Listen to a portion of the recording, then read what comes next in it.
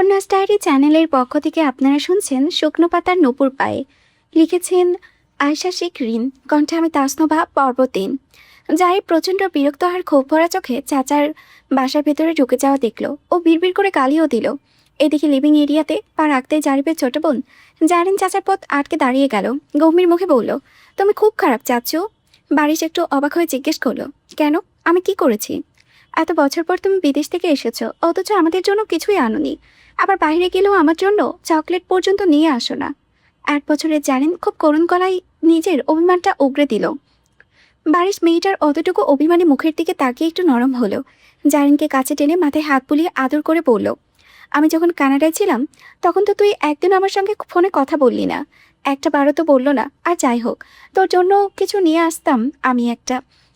রান্নাঘর থেকে শিউলি বেগম বের হতে হতে বললেন, তাই বলে এমন খালি হাতে কেউ বিদেশ থেকে বাসায় আসে বারিশ? 7-8টা বছর পর তুমি দেশে ফিরলে, অথচ পরিবারের মানুষগুলোর জন্য একটা সুতো আনলে না। বারিশ শিউলি বেগমের কথার উত্তর দিল না। ও সত্যি একটা কানা করেও আনেনি। নিজের প্রয়োজনীয় কয়েকটা কাপড় ব্যাগে পরে ঢ্যাং ঢ্যাং করতে করতে চলে এসেছে। বিদেশ থেকে ফেরত হলে সে সবার জন্য উপহার কিনতে হয়, এই সাধারণ জাগতিক নিয়মটা ওর মাথাতেই আসে না। অবশ্য মেহেরাজ ওকে শপিং মলে নিয়ে যেয়ে অনেক জোর করেছিল সবার জন্য কেনাকাটা করতে, কিন্তু বারিশ তখন মেহেরাজের কথাই পাত্তা দেয়নি। ওর ভাবনার মাঝে জারিন মুখ ফুলিয়ে আবারও বলে উঠল, ঝিলিমিলি আপুর চাচু বিদেশ থেকে ওদের সবার জন্য কত কি এনেছে। ঝিলমিল আপুকে অনেক সুন্দর সুন্দর পুতুল দিয়েছে, আর তুমি আমার জন্য একটা পুতুলও আনলে না। ঝিলমিল নামটা শুনতেই বারিশের মুখের ভাব এক নিমিষে বদলে গেল। ও ভ্রুকুচকে জারিনের দিকে তাকিয়ে জিজ্ঞেস করলো, ঝিলমিলকে তুই আপু ডাকিস? জারিন মাথা দুলিয়ে বলল, হ্যাঁ আপুই তো। বারিশের মনের ভিতরে কৌতূহলটা আরেকটু চারা দিয়ে উঠল। ও গালটা স্বাভাবিক রাখার চেষ্টা করে বলল, ওর পুতুল ভালো লাগে বুঝি? হ্যাঁ, একটু আগেও তো আমাদের বাসায় এসেছিল। কেন চাচ্ছু, তুমি কিনে দেবে? জারিন বেশ আশাবাদী চোখে ওর দিকে তাকালো। বারিশ কিছু বলার আগে শিউলি বেগম বললেন, আর মানুষ পেলি না জারিন, যে তোকেই কিছু কিনে দেয় না, সে আবার ঝিলমিলকে পুতুল কিনে দেবে? বারিশ শিউলি বেগমের কথার কোনো জবাব দিল না। ও জারিনের গালটা হালকা টিপে দিয়ে বলল, ঠিক আছে, ভুল হয়ে গেছে আমার। এবার কি আমি রুমে যেতে পারি? জারিন কিছুক্ষণ বড় বড় চোখে নিজের অদ্ভুত চাচুর দিকে তাকিয়ে থেকে অবশেষে মাথা নাড়ল। কেমন মানুষ ভাই, একবারের জন্য বললও না যে এরপর যখন বাইরে যাব তোমার জন্য পুতুল নিয়ে আসবো। বারিশ নিজের ঘরের দিকে যেতে যেতে বুয়াকে কফির অর্ডার দিল। রুমের ভিতরে পা রেখে গা থেকে শার্টটা আগা করতেই খোলা বেলকুনির ওপাশ থেকে ভেসে এলো বাংলা গানের এক মৃদু সুর। বারিশের শটান কপাল জোরে সূক্ষ্ম একটা কুঞ্চন রেখা জাগলো। খানিকটা কৌতূহল নিয়ে সে ধীর পায়ে সেদিকে পা বাড়ায়। ডান হাতে তখন বুয়ার রেখে যাওয়া ধোয়া ওঠা কফির মগ। বেলকনি রেলিং ঘষে দাঁড়াতেই ওপর তোয়ালার দিকে চোখ আটকে গেল চুপকের। সেখানে চাঁদের কিনে দেয় নীল রঙের একটা টি শার্ট আর জিন্সের স্কার্ট পরা এক কিশোরের আপন খেয়ালে নাচতে ব্যস্ত। মাথার উপরে মেঘ জমেছে, দুপোটা এক ফোঁটা শ্রাবণ বৃন্দ চড়ে পড়েছে চত্বরে।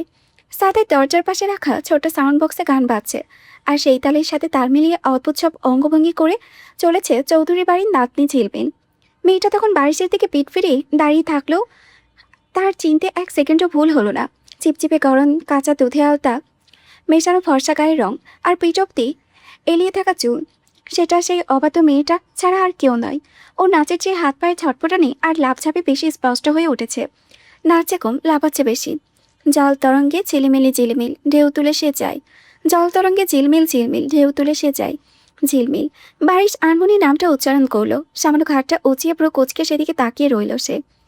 গানের তারের সাথে মিলিয়ে মেয়েটা সত্যি সত্যি যেন কোনাকুনি কোনো দিকে চলে গেল, একদম বারিশের চোখের আড়ালে। বারিশ কফির মগটা রেখে ছটপট রুম থেকে বেরিয়ে নিজেদের বাসার সাথে দিয়ে গেল। সে নিজেও জানে না কেন সেখানে যাচ্ছে। সাদের শেষ ধাপে পা রাখতেই পুরো অবয়ব কিশোরীটি ধরা দিল তার চোখে। চঞ্চল ঝর্ণার চল ছলছলি মাঠের পথে সে ধার, জল তরঙ্গে ঝিলমিল ঝিলমিল ঢেউ যে সে যায়। শুকনো পাতের নপুর পায়ে নাচে ঘূর্ণিবাই। মেয়েটার এখন আর নাচে না, ছন্দ থেমে গিয়েছে তার। ফুল গাছ থেকে ফুল ছিঁড়ে সে ছাদের রেলিং ঘেঁষে দাঁড়ালো। তারপর ফুলগুলো হাতে কুচি কুচি করে ছিঁড়ে নিজের উপরেই ছড়িয়ে দিল পাপড়ে বৃষ্টির মতো। ঝিলমিল দাঁড়িয়ে আছে ওদের ছাদের একদম অপর প্রান্তে, আর বাড়ির শেহরিয়ার ভিলার এই অংশে। তাদের ছাদ নেই, ছাদে কোনো রেলিং নেই। সে নিজেও একদম সীমানার কাছাকাছি চলে এসেছে। এবার সে দেখলো মেয়েটা রেলিংয়ের ওপরে ওঠে শূন্য পায়ে ঝুলিয়ে বসার প্রস্তুতি নিচ্ছে। এক মুহূর্তের অসতর্কতায় মারাত্মক দুর্ঘটনা ঘটে যেতে পারে। বারিশের বুকের ভেতরটা কেমন যেন ধক করে উঠল। সে হাত বাড়িয়ে মেয়েটাকে বাধা দেওয়ার জন্য চিৎকার করতে চাইল, কিন্তু যা অঘটন ঘটার তা বারিশের সঙ্গেই ঘটে গেল। ভেজা ছাদের শ্যাওলা পড়া পিছলে মেঝেতে পা পিছলে নিজের মুহূর্তেই নিয়ন্ত্রণ হারালো। শরীরটা ছিটকে দূরে সরে গেল শূন্যে। বারিশের গলা চিরে তখন শুধু একটা শব্দই বের হয়ে এলো, হোয়াট দ্য ফাক। ধপাস করে বস্তা পড়ার মতো বিকট শব্দ হলো। বাড়ির নিচে কনস্ট্রাকশনের কাজে রাখার জন্য রাখা ছিল একটা মোটা বালিশ স্তূপ। বাড়ির সজোরে গিয়ে আছড়ে পড়ল সেটার ওপরে, একদম গেড়ে গেল। ডান হাতটা বালির ভিতরে অদ্ভুতভাবে মুচড়ে গেল। তীব্র একটা মরমরানি ব্যথা টের পেল। হাতটা নিশ্চিত মোচকে বা ভেঙে গিয়েছে, কিন্তু সেই ব্যথাটা বেশিক্ষণ অনুভব করার সুযোগ পেল না।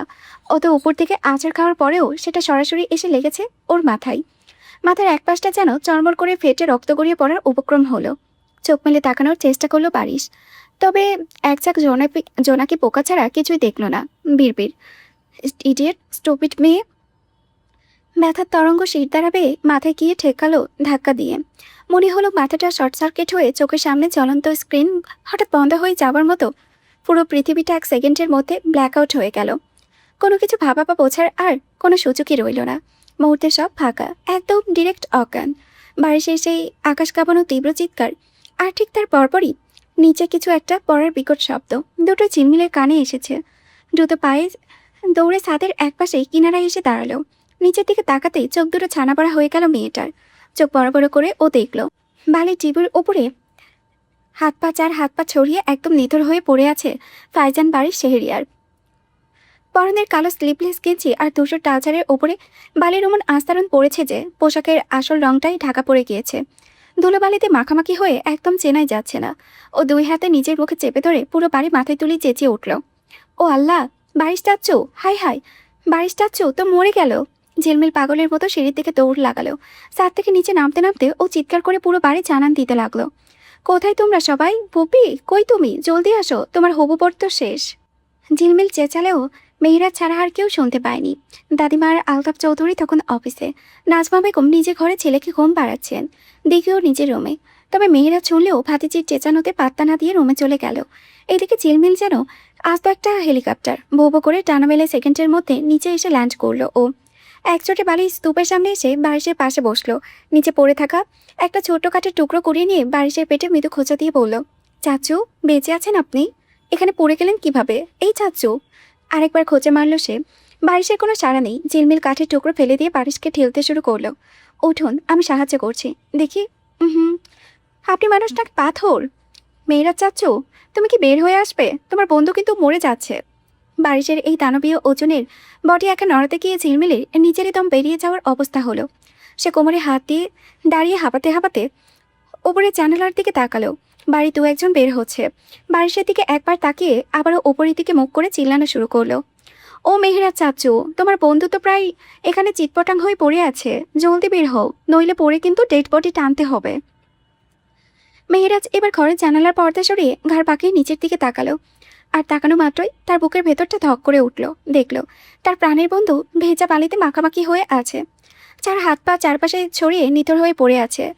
সে আর এক মুহূর্ত সময় নষ্ট না করে ঝড়ের গতিতে সিঁড়ি দিয়ে নেমে যত দ্রুত সম্ভব সেখানে গিয়ে পৌঁছালো। বারিশের পাশে হাঁটু করে বসে ওর অবস্থা দেখে মেহেরাজের গলা শুকিয়ে কাট ঝিলমিলের দিকে তাকিয়ে জিজ্ঞেস করলো, ওর এই অবস্থা কিভাবে হলো? ঝিলমিল হাত দুটো উল্টে বলল, মনে হয় ছাদ থেকে পড়ে গেছে। কিন্তু কিভাবে? মেহেরাজের কণ্ঠে তীব্র অবিশ্বাস আর আতঙ্ক। আর ধর চাচু, কিভাবে পড়েছে সেটা পরে ভাবা যাবে, আগে তো বাঁচানোর ব্যবস্থা করো, বেঁচে থাকলে তার থেকে না হয় সব শুনে নিও। মেহেরাজ বারিশের পালস পরীক্ষা করতে করতে ঝিলমিলকে বলল, তুই দ্রুত যা, ওদের বাসার সবাইকে ডেকে আন ফার্স্ট। চাচার কথা শোনা মাত্রই একচোটে শেহরিয়ার বাড়ির সবাইকে ডেকে আনলো ঝিলমিল। মুহূর্তের মধ্যে হইচই পড়ে গেল পুরো বাড়িতে। তাৎক্ষণিক বারিশকে উদ্ধার করে হাসপাতালে নেওয়া হলো। মেহেরাজও সাথে গেল। ভাগ্যিস সেখানে বালুর স্তূপ ছিল, ভাগ্যিস, না হলে যে উঁচু সীমানা থেকে ছেলেটা পড়েছিল তাতে বেঁচে ফিরতে কি না কি সন্দেহ। জ্ঞান ফিরতে বারিশের খুব বেশি সময় লাগলো না।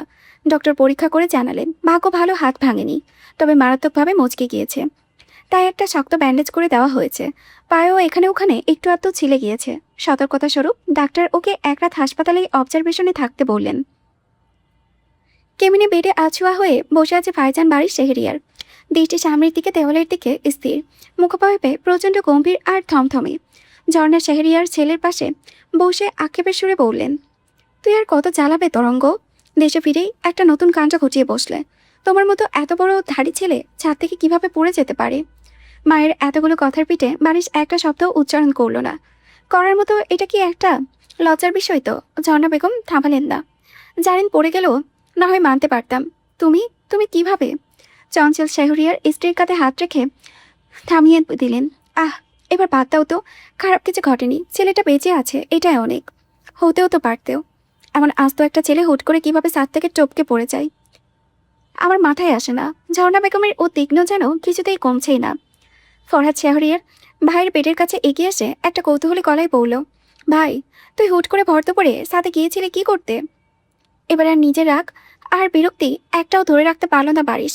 এমনিতেই মেজাজ সপ্তমে চড়ে আছে, তার উপরে এই একই প্রশ্ন বারবার শুনতে হচ্ছে, মাথা ফেটে যাচ্ছে। হঠাৎ খেকিয়ে উঠে বলল, নাচতে গিয়েছিলাম, নাচতে নাচতে পড়ে গিয়েছি, হয়েছে, এবার বের হও এখান থেকে, সবগুলো রুম থেকে বের হও। তার আসমিক গর্জন আর রুক্ষ মেজাজে কেবিন থমথমে নীরবতা নেমে এলো। পরিস্থিতি সামাল দিতে মেহেরাজ সবার উদ্দেশ্যে বলল, চাচা চাচি, আপনারা এবার বাসায় ফিরে যান, আমি ওর সঙ্গে আছি, আপনারা এগিয়ে একটু রেস্ট করুন। ঝর্ণা বেগম ছেলের রুক্ষ মুখের দিকে কিছুক্ষণ স্তব্ধ হয়ে তাকিয়ে রইলেন। তারপর একটা দীর্ঘশ্বাস ফেলে উঠে চলে গেলেন। ফরহাদ তার ছেলেকে জারিফকে হাসপাতালে মেহেরাজের সাথে থাকতে বলে নিজে মায়ের সাথে রওনা দিল। তাদের আবার সকাল সকাল অফিস যেতে হবে। জারিফ কেবিন থেকে বের হয়ে করিডোরে গিয়ে বসে। সবাই চলে যেতেই মেহেরাজ বারিশের বেডের কাছাকাছি এগিয়ে আসে। তারপর একটু গলা খাকারে দিয়ে বলল, ঝিলমিল যদি না দিত তাহলে তো আরও কয়েক ঘন্টা ওখানে বালির মধ্যে পড়ে থাকতি তুই। কি কি বললি? মনোযোগী হলো বারিশ। ওই দীর্ঘ দৃষ্টিটা এবার সোজা হয়ে এসে ঠেকলো মেহেরাজের মুখে। বললাম, আমার ভাতিজি ঝিলমিল, ওই তো তোকে এভাবে পড়ে থাকতে দেখে চেঁচাতে চেঁচাতে সবাইকে জানিয়েছে। ও না থাকলে তো কেউ জানতেই পারতো না। বারিশ একটা তপ্ত নিঃশ্বাস পেলে আবারও আগের মতো চুপচাপ বসে রইল। মেহেরাজ এবার বেডের পাশের টুলটায় বসে আবারও গলা খাকারি দিল। তা ছাদ থেকে পড়লে কিভাবে তুই? এবার অগ্নিদৃষ্টিতে মেহেরাজের দিকে তাকালো বারিশ। মেহেরাজ 2 হাত তুলে বলল, দেখ, একদম ওভাবে তাকাবি না। তোর মতো একটা দামড়া ছেলে নিজের বাসার ছাদ থেকে পড়ে গেল। I mean, this is ridiculous. বারিশের কাছ থেকে এখনো জবাব এলো না। ও পাথরের মতো মুখ করে রইল। বেশ কিছুক্ষণ নীরবতা বিরাজ করলো কেবিনে। বারিশ নিজের মচকে যাওয়া হাতটার দিকে তাকালো। তারপর একদম নিচু আর গম্ভীর গলায় বলল, তোর ভাতিজি লীলা খেলা দেখতে গিয়ে আমার 12টা বেজেছে। ওকে বলে দিস আমার সামনে যাতে না আসে, দৌড়ে আছাড় মারবো আমি। মেহেরাজ আকাশ থেকে পড়ল। মানে? ও আবার কি করেছে? জানি না। বিরক্তিতে মুখটা অন্যদিকে ঘুরিয়ে আবার সামনে নিতেই বারিশের পুরো মুখটা আরও কুচকে গেল। কারণ সামনে দাঁড়িয়ে আছে সেই মেয়েটা যার কথা বলা ও মাত্রই মেহেরাজকে বলল, যেন ভুলেও ওর চোখের সীমানায় না আসে। ঝিলমিলের ঠিক পাশে দাঁড়িয়ে দিঘি আর নূরজাহান চৌধুরী।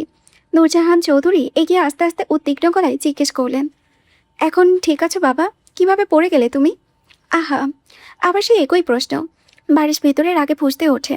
তখনই ঝিলমিল আরও একবার কাঠি বাড়িয়ে বলে, তখন আমিও সাথে ছিলাম দাদিমা। কিভাবে পড়ে গেলেন আপনি? ব্যাস, মাত্র মাত্র ছাড়লো রাগ। বারিশ নিজের অক্ষত বাম হাতটা শক্ত করে মুঠে ধরল। ও নূরজাহান চৌধুরীর দিকে তাকিয়ে একদম মেপে মেপে বলল, রাজকে সব বলেছি, ওর থেকে শুনে নিও। আমার এখন ভীষণ ঘুম পাচ্ছে।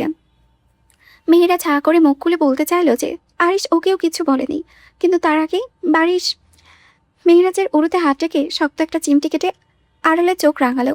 যন্ত্রণায় মুখ বিকৃত করে চুপ মেরে গেল মেহেরাজ। দিঘি মায়ের হাত ধরে বলল, বলেছিলাম না মা, তেমন কিছু হয়নি, ঠিক হয়ে যাবে। চলো ওখান থেকে রেস্ট করতে দিই। আমি তো ভেবেছিলাম মরেই বোধহয় যাবে। আহারে, কেমন করে যে পড়ে গেল। ঝিলমিল আরও কত কদম বেডের সামনে এগিয়ে এসে কৌতূহলী গলায় বলল, শুধু কি হাতেই মচকিয়েছে চাচু, আর কোথাও কিছু হয়নি? বারিশ এবার অবাক হবে নাকি রাগ প্রকাশ করবে বুঝতে পারছে না। সে মেহেরাজের দিকে জ্বলন্ত দৃষ্টিতে তাকিয়ে ইশারা করলো যেন এদের সবাইকে এক্ষুনি রুম থেকে বের করে। মেহেরাজ পরিস্থিতি বেগতিক দেখে দ্রুত সবাইকে বুঝিয়ে সুঝিয়ে কেবিনের বাইরে নিয়ে যেতে লাগলো। সবাই একে একে বের হয়ে যাচ্ছে। ঝিলমিল একদম সবার পেছনে। ও যখন দরজার কাছাকাছি পৌঁছালো তখন বারিশ হঠাৎ গম্ভীর আর ভারী গলায় ডাকলো, এই মেয়ে, তুমি শোনো। সপ্তদশী ঘুরে দাঁড়ালো। মুখে কোনো ভয়ের বালাই নেই। ও চোখ ওলটা বড় বড় করে পড়ল। জি বলুন, কোনো হেল্প লাগবে চাচ্চু?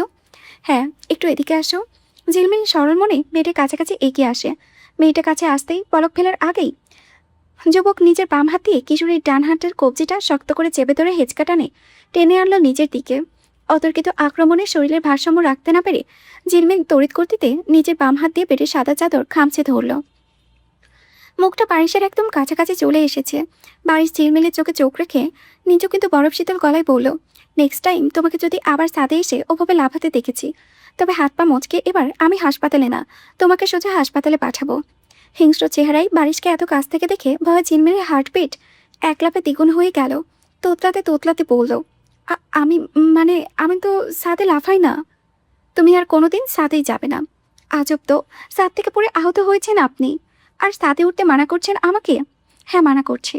বারিশ ওর কবজির ওপরে নিজের গ্রুপটা আরেকটু শক্ত করে বলে, আর একদিনও যদি তোমাকে ওই ছাদে দেখি, তবে তোমার পা দুটো ভেঙে হাতে ধরিয়ে দেব। ঝিলমিল সোজা হয়ে দাঁড়ালো। নিজের কবজি থেকে বারিশের হাত ছাড়ানোর চেষ্টা করতে করতে বলল, হাত ছাড়ুন আগে। আমি ছাদে যাব কি যাব না সেটা আমার ইচ্ছে। আপনার ভয়ে আমি ছাদে যাওয়া বন্ধ করব কেন? ছাড়ুন বলছি। যাবে না। আমি বারণ করেছি তাই যাবে না। আর যদি এরপরও কোনো দিন পা বাড়াও, গেলে কি করবেন শুনি? যাবে না বাস। বারিশ আর কোনো যুক্তিতে গেল না। গলার স্বর আরও গম্ভীর করলো, কিন্তু আমি সবাইকে বলে দেব।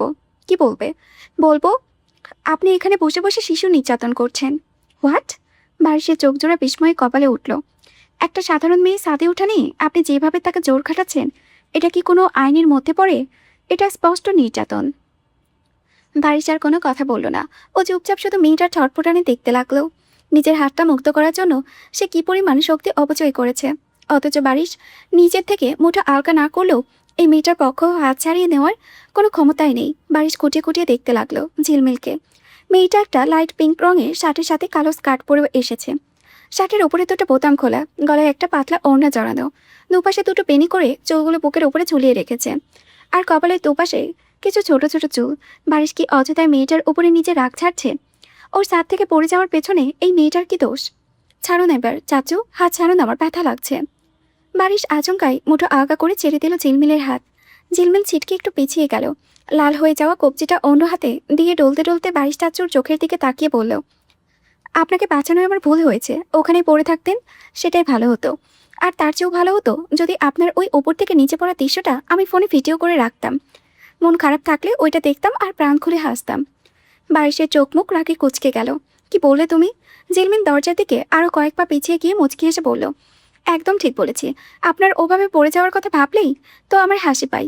আপনি জানেন, আপনাকে হাসপাতালে নিয়ে আসার পর আমি পুরো 40 মিনিট হেসেছি। বলে ঝিলমিল এক সেকেন্ডও দাঁড়ালো না। বারিশের নাগালের বাইরে যেতে একটা দৌড়ে কেবিন থেকে বেরিয়ে গেল।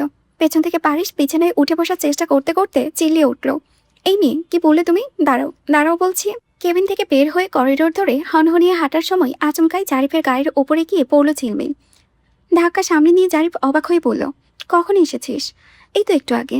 ঝিলমিল নিজের ওড়নাটা টেনে টুনে সোজা করলো। জারিফ এদিক ওদিকে তাকিয়ে করিডোরের শেষ মাথায় হাসপাতালের ওয়াশরুমের নির্জন দিকটায় ইশারা করলো, চল একটু এদিকে যাই। ঝিলমিল পুরো কুচকে বলল, ওদিকে কেন চাপো? তোকে একটা চুমু দিতে ইচ্ছে করছে। জারিফ বেশ আবদারি সুরে বলল, আবার শুরু করলে? ঝিলমিল চোখ রাঙাই, আমার দেওয়া শর্তটা কি ভুলে গেছিস? বিয়ের আগে আমার হাত ছোঁয়া তো দূরের কথা, কাছাকাছিও আসতে পারবে না তুমি। রাখ তোর ওই ফালতু শর্ত, চল তো ওইদিকে। জারিফার কথা না বাড়িয়ে ঝিলমিলের হাত চেপে ধরল। ঝিলমিল সঙ্গে সঙ্গে এক ঝটকায় নিজের হাতটা সারিয়ে শক্ত গলায় বলল, দাদিমা আর চাচু কিন্তু এই হাসপাতালেই আছেন। একদম বাড়াবাড়ি করলে চিৎকার করে সবাইকে জড়ো করে কবর দিব বলে দিলাম।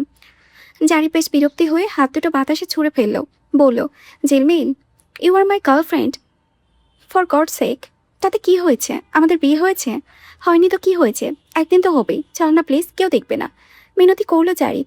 যেদিন বিয়ে হবে সেই দিন এসব হবে। এর আগে যদি আবারও এই লাইনে কথা বলো, আমি সোজা ব্রেকআপ করে দেব। ঝিলমিল আর তাড়ালো না, পা বাড়ালো উল্টো পথে।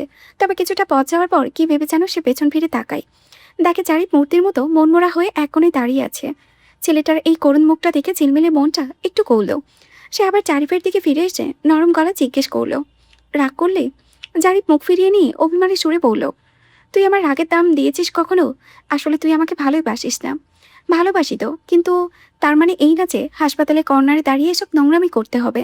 তুই এই জেনারেশনের মেয়ে হয়েও এমন ব্যাকডেটে চিন্তাভাবনা করছিস। I mean seriously, do you even live in the 21st century? I do live in the 21st century, babe. তবে মডার্ন হতে গিয়ে সস্তা হতে পারবো না। এবার মুখটা প্যাঁচার মতো না করে রেখে তোমার চাচার সেবা করো গিয়ে। 15 দিন কেটে গিয়েছে মাঝখানে। ঝিলমিল লিভিং রুমে বসে টিভিতে ডরিমন দেখছে আর আপন মনে চিপস খাচ্ছে। বিকেলবেলাতে বাসায় তেমন কেউ নেই। তার ছোট ভাই জিহান মেঝেতে দিয়ে গাড়ি নিয়ে খেলছে, আর বোনের দেখা দেখি মাঝে মধ্যে কার্টুনে চোখ রাখছে। নাজমা বেগম আর শেহরিয়ার বাড়ির জারিফের মা শিউলি আর পাশের বাড়ির আরও একজন মিলে শপিংয়ে গিয়েছে। দীঘাও নিশ্চয়ই বন্ধুদের সঙ্গে কোথাও ঘুরতে বেরিয়েছে। অনেকক্ষণ ধরে এক এক কার্টুন দেখতে দেখতে বোরিং লাগছিল। ঝিলমিল চ্যানেলটা পাল্টালো। একটা নিউজ চ্যানেলে সামনে আসতেই সংবাদ পাঠিকার গম্ভীর কণ্ঠস্বর ভেসে এসলো। বাংলাদেশে সাম্প্রতিক ঘটে যাওয়া বহুল আলোচিত ধর্ষণ মামলায় প্রধান পলাতক আসামির চূড়ান্ত রায় ঘোষণার আগেই অজ্ঞাত কোনো ব্যক্তির গুলিতে তার মৃত্যু হয়েছে। পুলিশের প্রাথমিক ধারণা, বিচার এড়াতে আত্মগোপনে থাকা অবস্থায় এতটুকুই শুনতে পেল ঝিলমিল। বাকিটা শোনার আগে জিহান কান্নাকাটি শুরু করে আবারও সেই কার্টুনের চ্যানেলে দেওয়া হলো। ভাইয়ের যন্ত্রণায় ঝিলমিল বাধ্য হয়ে চ্যানেলটা পাল্টে দিল। তখনই ফোনের স্ক্রিনে ভেসে উঠল ইরানের কল। ফোনটা কানে ধরতেই ওপাশ থেকে বন্ধু বলল, কাউকে কিন্তু ভর্তি হতে যাব, সকাল সকাল ঘুম থেকে উঠবি। আচ্ছা, তোর সঙ্গে কে যাবে? আপু যাবে। ওকে। ফোনটা রেখে আবারও টিভিতে মনোযোগ দিল ঝিলমিল। তবে টিভির দিকে তাকিয়ে থাকলেও তার ভাবনায় কেমন যেন অন্য কোথাও হারিয়ে গেল। শেহরিয়ার বাড়ির ডাইনিং টেবিলে রাতের খাবারে আজ সবাই একসাথে বসেছে। বারিশের চোট এখন অনেকটাই সেরে উঠেছে, ব্যান্ডেজও খোলা। হাতটা স্বাভাবিকভাবে নড়চড় করতে পারছে, তবে হুটহাট কোনো ভারী কাজ করতে গেলে ভেতরে একটু মৃদু টনটনে ব্যথা চারা দিয়ে ওঠে। এছাড়াও ও একদম ফিটফাট এখন। খাওয়া দাওয়ার মাঝপথে হুট করে জারিফ ঝর্ণা শেহরিয়ারে দিকে তাকিয়ে বেশ আদরে গলায় বলল, দাদিমা, আমাকে একটা নতুন বাইক কিনে দাও না, একদম চাচুর মতো। ঝর্ণা শেহরিয়ার প্লেট থেকে মুখ তুলে জিজ্ঞেস করলেন, কেন, তোর বর্তমান গাড়িটার আবার কি হলো? ওটা তো পুরোনো মডেল হয়ে গিয়েছে দাদি, তুমি চাচুর নতুন বাইকটা দেখেছো? দেখতে কি মারাত্মক সুন্দর। নাতির এমন আবদারে দাদিমা মৃদু হেসে বললেন, আচ্ছা ঠিক আছে, তোর বাবাকে সঙ্গে নিয়ে গিয়ে পছন্দ মতো একটা কিনে আনিস। কিন্তু দাদিমা, এই বাইকটার দাম কিন্তু অনেক বেশি। আর কতই হবে, তোর বাবাকে আমি নিজে বলে দেবো, তুই চিন্তা করিস না। তবে একটা শর্ত, লেখাপড়াটা ঠিকঠাক করতে হবে। জারি পেপার একটু ইতস্তস্ত করে বলল, তুমি যেমনটা ভাবছো এটার দাম তার চেয়েও অনেক অনেক বেশি। কত শুনি? ঝর্ণা শেহরিয়ার কৌতূহল হলেন।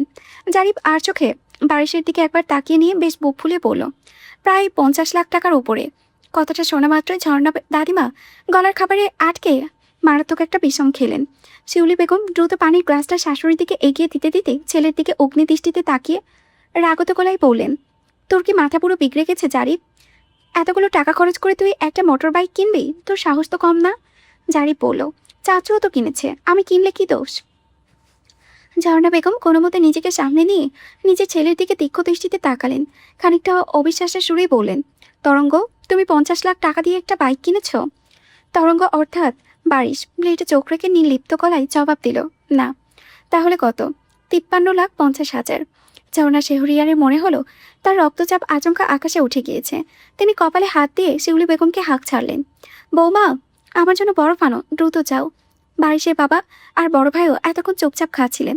তারা দুজনেই চরম অবাক চোখে তার দিকে তাকিয়ে রইলেন।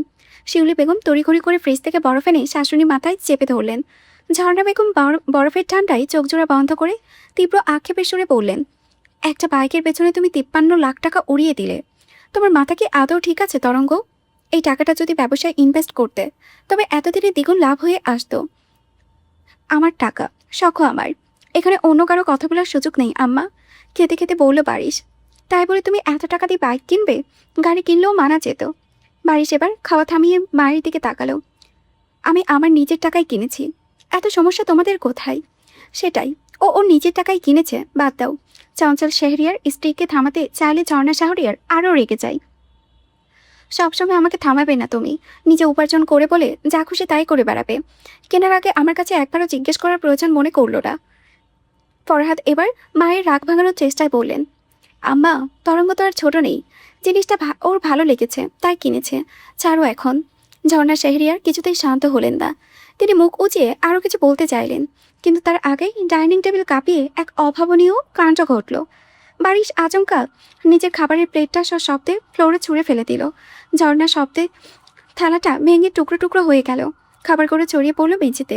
সে তীব্র ক্ষোভে দাঁড়িয়ে চিৎকার করে বলল, আমি আমার টাকা দিয়ে বাইক কিনি কিংবা ড্রেনে ফেলে দেই, সেটা সম্পূর্ণ আমার ব্যক্তিগত ব্যাপার। তোমার কি আম্মা? তোমার কি? Can I do whatever I want with my money? এমন বাইক একটা কেন, 50টা কেনার ক্ষমতা আমার আছে। আমার কোনো বিষয়ে তুমি একদম নাক গলাবে না। কথাটা শেষ করে বারিশ এক মুহূর্তের জন্য জারিফের দিকে তাকালো। জারিফ তখনও মুখে হাত দিয়ে মিটিমিটি হাসছে, যেন পুরো টেবিল জুড়ে এই তুলকালাম কাণ্ডটাই সে দেখতে চেয়েছিল। বাড়ি হন হন করে যেতে যেতে নীলে শিউলি বেগম দ্রুত গিয়ে তার বাহু চেপে ধরলেন। খাবার ফেলে যেও না ভাই, দুটো খেয়ে যাও। খেতে নেই আমার আর, ঘুমাবো আমি, সকালে উঠে কলেজে যেতে হবে। শিউলি বেগম পেছনে থেকে আরও কয়েকবার ডাকলেন, কিন্তু সেদিকে বারিশের কোনো ভরুক্ষেপ নেই। লম্বা লম্বা পা ফেলে নিজের ঘরে ঢুকে সে যত জোরে সম্ভব দরজাটা আটকে দিল। তার পরপরই ঘরের ভেতর থেকে আরও কিছু একটা ভাঙার বিকট শব্দ ভেসে এলো। ডাইনিং রুমে তখন থমথমে নীরবতা। রাগে কাঁপতে কাঁপতে শিউলি বেগম নিজের ছেলের কাছে গিয়ে এক হাত দিয়ে ওর মাথার চুল মুঠো করে ধরলেন। ওর তুই এখান থেকে, আর খেতে হবে না তোকে, যা, সব ঝামেলার মূল তুই। জারিফ মাথাটা ছাড়ানোর চেষ্টা করতে করতে বলল, আমি আবার কি করলাম মম? ফরহাদ সাহেবও ছেলের ওপরে চটে গিয়ে ধমকে উঠলেন, থাপড়ে তোকে তোকে আমি সোজা করে দেব বেয়াদব। চাচা নিজের উপার্জনের টাকায় কত টাকা দিয়ে বাইক কিনেছে সেটা দেখে আবার দাদির কাছে এসে লাগানো হচ্ছে। বাইক তোর পেছনে দিয়ে ভরে দেবো আমি। তো পেছনে দিয়েই দাও, বাইক পেলেই হলো, এমনিতেও চালানোর সময় বাইক পেছনেই থাকে। ছেলের এমন চরম বেয়াদবি দেখে ফরহাদ সাহেব রাগে আসন ছেড়ে দাঁড়িয়ে পড়লেন। বেগতিক ছেলে জারিফ আর এক সেকেন্ডও সেখানে দাঁড়ালেন না, দ্রুত ডাইনিং রুম থেকে কেটে পড়লেন। না হলে আজও তার গাল বরাবর হাতের চাপড় খেয়ে লাল হয়ে যাবে। ঝর্ণা শেহরিয়ার তখনও স্তব্ধ হয়ে ছেলের ভেঙে ফেলা প্লেট আর ছড়িয়ে থাকা খাবারগুলোর দিকে তাকিয়ে আছেন। চঞ্চল শেহরিয়ার দীর্ঘশ্বাস ফেলে স্ত্রীর দিকে তাকালেন। বাসায় একটু অশান্তি না করলে তোমার পেটের ভাত হজম হয় না না? সামান্য কিছু টাকার জন্য ছেলেকে এতগুলো কথা শোনাতে হবে? খাওয়া এখন একা একা। চঞ্চল সাহেবও খাওয়া অর্ধেক রেখেই টেবিল ছেড়ে উঠে চলে গেলেন। বারিশ এখন নিজের রুমের জানালায় এসে দাঁড়িয়ে আছে। ঘরের লাইটটা নেভানো, শুধু বাইরের চাঁদের আলো এসে পড়েছে তার উপরে। রাতের হালকা ঠান্ডা বাতাসে ওর বিন্যস্ত চুলগুলো আলাদা করে উড়েছে। ওর এই ঘরের জানালা থেকে সেই সোজাসুজি ঝিলমিলের রুমের জানালাটা দেখা যায়। দুই বাড়ির মাঝে দূরত্বটুকু পেরিয়ে বারিশের স্থির দৃষ্টি এখন আটকে আছে ঠিক ওই দিকটাতেই। তবে ঝিলমিলের রুমের জানালাটাই ভারী পর্দা টানা, ভেতরে লাইটটাও বন্ধ হয়ে আছে নিশ্চিত, কোনো আলোর আভা বেরিয়ে আসছে না। বাড়ির সেদিকে তাকিয়ে একটা দীর্ঘশ্বাস ফেলল। জানালা থেকে ধীর পায়ে সরে আসে সে। সোজা এগিয়ে গেল ঘরের কোণে থাকা নিজের পুরনো কাঠের আলমারিটার দিকে। পাল্লাটা খুলতেই এক কোণে ধুলাবালি মেখে পড়া একটা ভাঙা গিটার চোখে পড়ল। বারিশ গিটারটা বাইরে বের করে আনে। ভাঙা কাঠের শরীরটার ওপরে কিছুক্ষণ শূন্য চোখে তাকিয়ে রইল সে। পরক্ষণে হাতে গিটারের ওপরে জমে থাকা ময়লাটুকু ঝেড়ে পরিষ্কার করে আঙ্গুলের টোকা দিয়ে তারে একটা মৃদু টোকা দিতেই নিশুতি রাতে টুংটাং করে অদ্ভুত বিষাদময় শব্দ প্রতিধ্বনিত হয়। বারিশের মাথার ভিতরটা কেমন যেন ওলট পালাট করে উঠল। ওই সুরটা যেন ওর মগজের কোনো একটা সুপ্ত যন্ত্রণাকে আচমকা জাগিয়ে তুলল। যুবকের ভেতরে শান্তরূপটা উধাও হয়ে গেল। তীব্র একটা উন্মাদনায় সে গিটারটা শক্ত করে আঁকড়ে ধরে ফ্লোরের সাথে কয়েকটা বাড়ি মারল। ভাঙা গিটারটা এবার একদম চূর্ণ বিচ্ছিন্ন হয়ে গেল। বুকের ভরে কয়েকটা তপ্তশ্বাস ফেলে বারিশ ভাঙা টুকরোগুলোকে কুড়িয়ে আবার আলমারির ভেতরে এরকম ঠেসে রেখে দিল। পাল্লাটা দরাম করে আটকে দিয়ে সে সোজা গিয়ে ধপ করে শুয়ে পড়ল বিছানায়। কোনো দিকে না তাকিয়ে চোখ দুটো শক্ত করে বন্ধ করে নিল। ঘুমিয়ে পড়া ছাড়া এই তীব্র অস্থিরতা থেকে বাঁচার আর কোনো উপায় নেই ওর কাছে। ইরানের কথা মতো সকাল সকাল ঘুম থেকে উঠে ঝিলমিল চটপট তৈরি হয়ে সে সোজা চলে গেল দিঘির রুমে। পপিকে আলাদা করে ধাক্কা দিয়ে ডাকতে ডাকতে বলল, পপি ওঠো তাড়াতাড়ি, আমার সঙ্গে কলেজে যেতে হবে তোমায়। দিঘি কম্বলটা আরও ভালো করে গায়ে টেনে নিয়ে চোখ না খুলেই বলল, আমি পারবো না, রাতে অনেক দেরিতে বাসায় ফিরেছি, এখন ঘুমাতে দে। প্লিজ ফুপি চলো প্লিজ। তোর বাবাকে বল না কি, আপু তো অনেক আগে অফিসে চলে গিয়েছে, বলে গিয়েছে কলেজে পৌঁছে কল করতে, এরপর সে নিচে ওখানে আসবে। দিকে পাশ পেরে শুয়ে বলল, তাহলে ছোট ভাইয়াকে বল। ও তো অনেক আগে ডাক ডুবে ঘুমোচ্ছে। আমিও তো ঘুমাচ্ছি ঝিল, কেন সকাল সকাল বিরক্তি করছিস? তাহলে আমি কি এখন তাওসান আঙ্কেলের সাথে একা যাব? নামটা শোনা মাত্রই দিকে ধরপড় করে বিছানায় উঠে বসলো। জড়ানো গলায় অবাক হয়ে জিজ্ঞেস করলো, কার সঙ্গে যাবে? আপু তাওসিন আঙ্কেলের সঙ্গে আমাকে যেতে বলেছে। ফুপি তুমিও সাথে চলো না প্লিজ। দিকে কিছুক্ষণ স্তব্ধ হয়ে ঝিলমিলের দিকে তাকিয়ে রইল। তারপর একটা দীর্ঘশ্বাস ফেলে পড়ল, আচ্ছা চল, আমি রেডি হয়ে আসছি। দিকে দ্রুত তৈরি হয়ে ঝিলমিলকে নিয়ে নিচে নেমে এলো। বাড়ির বাইরে গাড়ির পাশে হেলাম দিয়ে দাঁড়িয়ে আছে তাওসিন। ওদের আসতে দেখেই সে সোজা গিয়ে ড্রাইভিং সিটে বসলো। ঝিলমিল পেছনের সিটে গিয়ে বসার সাথে সাথেই দিকে গিয়ে বসলো সামনে, ঠিক তাওসিনের পাশের সিটটাই। গাড়ি স্টার্ট দিল তাওসিন। দিকে আর চোখে একবার তাওসিনের গভীর মুখের দিকে তাকিয়ে মৃদুস্বরে জিজ্ঞেস করলো, খেয়েছো তুমি? না, তাওসিনের সংক্ষিপ্ত উত্তর। পেছন থেকে ঝিলমিল বেশ উৎসাহ নিয়ে বলল, পুপি কলেজের প্রথম দিন তুমি কার সঙ্গে গিয়েছিলে? দিকে পেছনের দিকে তাকিয়ে হাসলো, বাবার সাথে। ঝিলমিল এবার সামনে চোখে পড়ল, তাওসান আঙ্কেল তুমি কার সাথে গিয়েছিলে? একা। স্টিয়ারিংয়ে চোখ রেখে শান্ত গলায় বলল তাওসিন, বাহ, আর আমি ভবির সাথে যাচ্ছি। ঝিলমিল বেশ গর্বের সাথেই বলল। তাহসিন লুকিং গ্লাসে ঝিলমিলের দিকে তাকিয়ে জিজ্ঞেস করলো, অনুভূতি কেমন তোমার? খুব ভালো আঙ্কেল। গাড়ি যখন কলেজের কাছাকাছি পৌঁছালো, ঝিলমিল তখন মোবাইল বের করে আলতাফ চৌধুরীকে কল দিল এবং জানিয়ে দিল যে তারা পৌঁছে যাচ্ছে। মেয়ের কথা মতো আলতাফ সাহেবও অফিস থেকে বের হয়ে কলেজের সামনে চলে এলেন। কলেজের গেটে গাড়ি থামাতেই নিজের বাবাকে দেখতে পেয়ে চট করে গাড়ি থেকে নেমে দৌড়ে চলে গেল ঝিলমিল। তাহসানও গাড়ি লক করে নামার জন্য উদ্যত হতেই দিকে শক্ত করে হাত চেপে ধরে থামিয়ে দিল। নামবে না তুমি? দিঘির গলার স্বর এবার বেশ গম্ভীর। তাহসিন হাতটা ছাড়ানোর চেষ্টা করে প্রশ্ন করল, কেন? আবার বলছো কেন? তুমি ইদানিং আমাকে এত চড়িয়ে এড়িয়ে চলো কেন তাহসিন? আপনি সেটা ভালো করে জানেন ম্যাম। না, আমি জানি না, এমনি এড়িয়ে চলি, কোনো কারণ নেই। না, তুমি বলবে কেন এড়িয়ে চলো। তাহসিন এবার দিঘির চোখের দিকে তাকিয়ে ঠান্ডা গলায় বলল, আমি চাই না আপনার কোনো আচরণের জন্য আমার চাকরিটা চলে যাক। আমার জন্য তোমার চাকরি কেন চাবে? বললাম তো আপনি সব জানেন। তার মানে তুমি আমার অনুভূতি বোঝো না? তাহসিন মুখ ফিরিয়ে নিল। বোঝো তুমি তাহসিন, খুব ভালো করে বোঝো। আর বোঝোই আমার সঙ্গে এমন করছো। দিঘি আচমকা তাহসিনকে জড়িয়ে ধরে ধরা গলায় বলল, তাহসিন আই লাভ ইউ। তুমি কেন আমার সাথে এমন করছো? তাহসিন শক্ত হাতে দিঘিকে নিজের থেকে সরিয়ে দিল। কিছুটা রুক্ষ আর পেশাদার গলায় বলল, ম্যাম আপনি অযথা পাগলামি করছেন। নিজের জায়গাটা একবার দেখুন, আর আমারটাও দেখুন। আমাদের মাঝে কোনো তুলনা হয় না। চুপ করো তুমি। দিঘি দীর্ঘ চিৎকার করে উঠল। আপনি চুপ করুন। তাহসানের কণ্ঠস্বর এবার কঠিন শোনালো। আপনি যদি আমার সাথে এরপরও এমন আচরণ করেন, তবে আমি পুরো বিষয়টা নূরজাহান ম্যাডামকে বলতে বাধ্য হব। বাবার হাত ধরে ঝিলমিল কলেজের আঙ্গিনায় পা রাখতেই আলতাফ চৌধুরী তাকে নিয়ে সরাসরি চলে গেলেন প্রিন্সিপালের কক্ষে। আলতাফ সাহেবকে দেখা মাত্রই প্রিন্সিপাল চেয়ার ছেড়ে দাঁড়িয়ে বেশ উষ্ণভাবে হাত মেলালেন, কারণ তাদের পূর্ব পরিচয়টা বেশ ভালো। পিয়নের কাছে চায়ের অর্ডার দিয়ে তারা কিছুক্ষণ ঝিলমিলের ভর্তি সংক্রান্ত বিষয়ে আলোচনা করলেন। এরপর প্রিন্সিপাল নিজেই তাদের একাদশ শ্রেণীর ভর্তির দায়িত্বে থাকা শিক্ষকের রুমে পাঠিয়ে দিলেন। করিডোর ধরে বাবার হাত ধরে হাঁটার সময় মেয়েটার চোখ মুছে ছিল তুমুল উচ্ছ্বাস। সে উৎসুক দৃষ্টিতে চারিপাশ দেখছিল আর কাউকে খুঁজছিল। এই কলেজের ভার্সিটি সেকশনে পড়ে চারিফ। মূলত এর কাছাকাছি থাকার ইচ্ছা ছিল ঝিলমিল। এখানে ভর্তি হতে চেয়েছিল, কিন্তু পুরো ক্যাম্পাসে কোথাও চারিফের দেখা মিলল না। হাঁটতে হাঁটতে একসময় তারা সেই নির্দিষ্ট কক্ষে এসে পৌঁছালো, যেখানে নতুন শিক্ষার্থীদের ভর্তির কাজ চলেছে। সেখানে তখন উপচে পড়া ভিড়। ভিড় ঠেলে সামনে যেতেই আলতাফ সাহেব আর ঝিলমিল দুজনেই যেন আকাশ থেকে টুপ করে পড়ল, কারণ শিক্ষকের আসনে যিনি গম্ভীর হয়ে বসে আছেন তিনি আর কেউ নয়, মেহেরাজের বন্ধু, অর্থাৎ তাদের পাশের বাড়ির ছেলে বারিশ। কিন্তু এটি কিভাবে সম্ভব? ছেলেটার চোখে চশমা আর চুলের স্টাইলও বারিশের এমন না যেমনটা এই ছাড়ের। স্যারের চুলগুলো পেছনের দিকে সেট করে রাখা। বাবা মেয়ে একে অপরের দিকে অবিশ্বাসের দৃষ্টিতে তাকালো। তারপর একবার চোখ ফিরেন সেই ব্যস্ত যুবকের দিকে।